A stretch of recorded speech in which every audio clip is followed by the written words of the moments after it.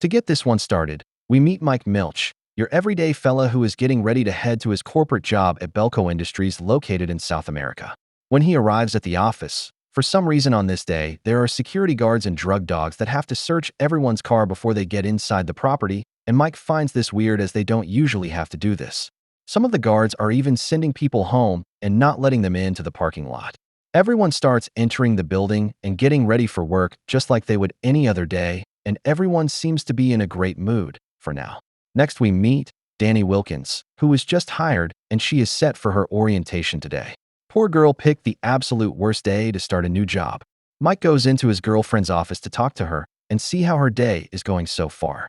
Her name is Leandra, and they have been dating for quite some time and really care for each other. Everyone starts discussing how their weekends went.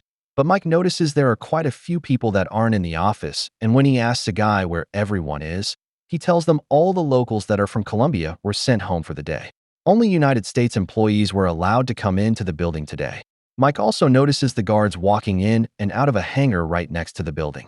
The building intercom then turns on and a voice tells them that this is not a joke and they need to kill 2 of their fellow workers in the next 30 minutes or there will be repercussions.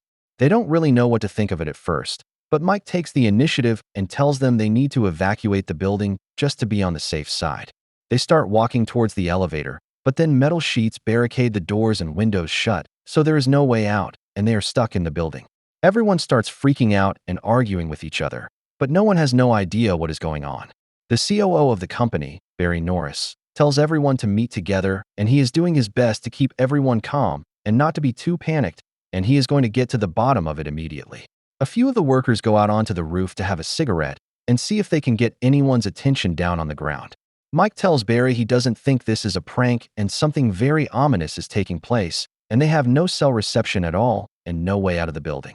The sheet metal is designed to keep people in just as much as it is to keep people out. There's a reason only the American employees are still in the building, and it could be a terrorist attack.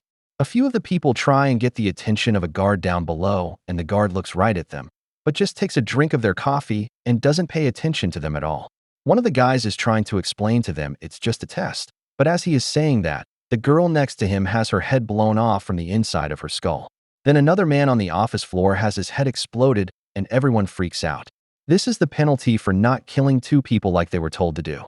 As everyone is frantically panicking and trying to get away, multiple people are killed, and then Barry looks inside the brain of one of the victims, and he finds a device inside his head that was installed whenever they started working at the company.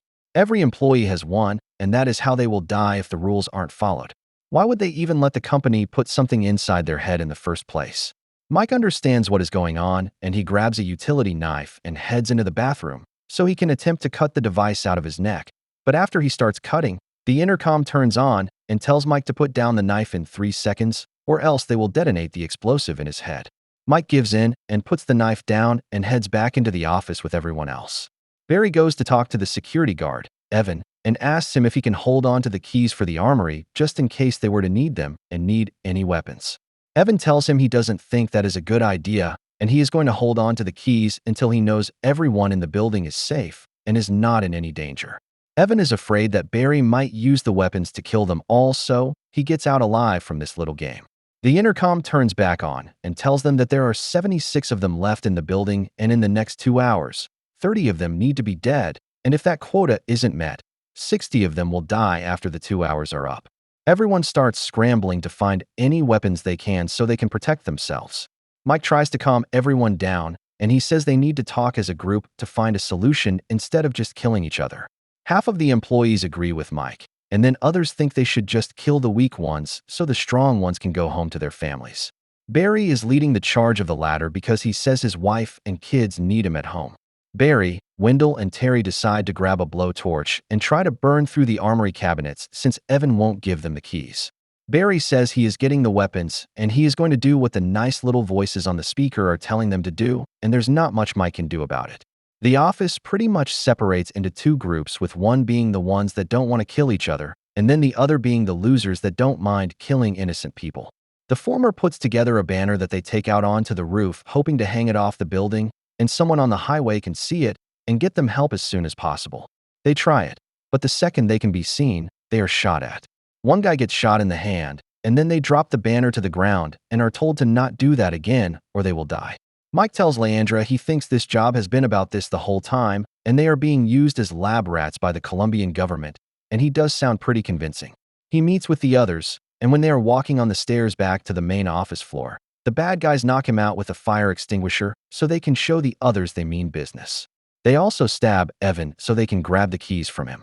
Barry and his minions go grab all of the guns out of the armory, and they order everyone to meet together on the office floor so they can decide what to do as a team since they are all partners. All of the employees meet together and move all of the dead bodies to another room, so there's room for more dead bodies in the current room. They are going to do what the intercom said and eliminate 30 people before it's too late. Barry orders all of the people over 60 to come to a group so they can civilly decide who is going to get axed next. He tells them it is not a democracy, and it is a dictatorship, and what he says will happen. One guy tries fighting against him, and Barry kills him without hesitation. Danny is luckily hiding in the basement, so no one else knows where she is.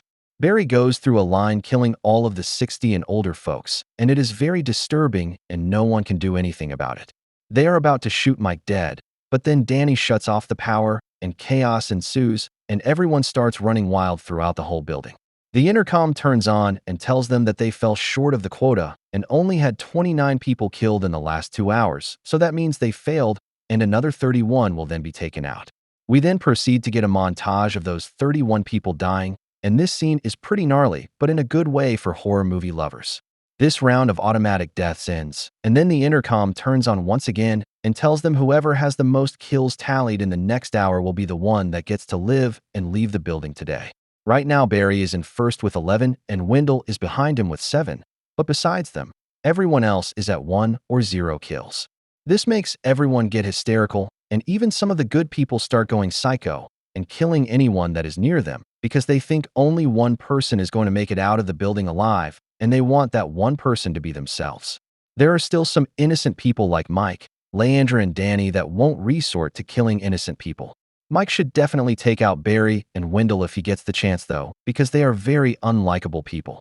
Leandra got separated from Mike though, and she can't find him anywhere, so she gets on the intercom system and tells Mike to meet her on the first floor if he is still alive. On her way down to the first floor, she finds Wendell killing one of her friends, and this pisses her off, and she goes full Pisco mode on Wendell with an axe that is too gruesome for YouTube. Mike makes his way down to the first floor where he is reunited with Leandra, but they still think only one of them can get out, so they are still heartbroken. They are happy to spend their last moments together though.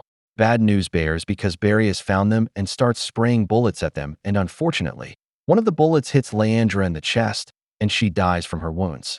Danny gets off of an elevator thinking everyone is cleared out, but as soon as the door opens, Barry dome shots her, and she's gone. Mike then charges at Barry and tackles him, and he is completely pissed off that Barry killed his girl, and he wants his payback.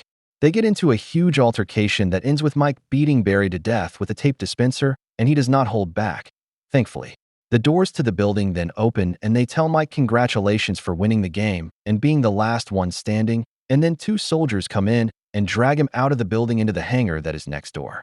Mike is taken to the guy that is behind the whole thing, and he asks him what the point in all of this was and why kill innocent people. The man tells him they do it to study human behavior, and then we discover Mike secretly slipped out with multiple of those not yet detonated little bomb devices from people inside, and he placed them on the soldiers when they picked him up. Mike then runs to the control board and flips all of them, so the bombs detonate, killing the soldiers, and then Mike grabs their rifle and shoots the guy behind it to end this horrible day. Mike leaves the building alive, but alone.